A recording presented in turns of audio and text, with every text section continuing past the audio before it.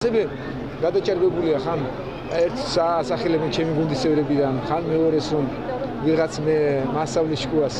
მე არა ვარ თვითონ გერჩქო. მე საკმაოდ კარგი ორგანიზატორი ვარ და მე თვითონ ვახერხებ ყველაფერს. ყველას თავისი ადგილი აქვს ჩემს გუნდში.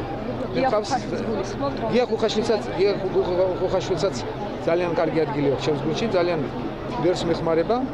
მას აქვს თავისი სფერო და ესაა საკმარისი. ამბობენ რომ ბიზნეს ლობირებს და კეზერაშვილის არა, გამორიცხულია ესეთი რამ. კარგია რომ ისევ კითხავს, კარგია რომ ისევ სამკითხავს.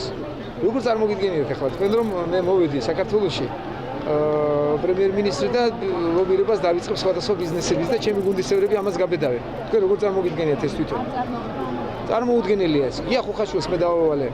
რამდენჯერმე მაქვს უკვე ნათქვამი.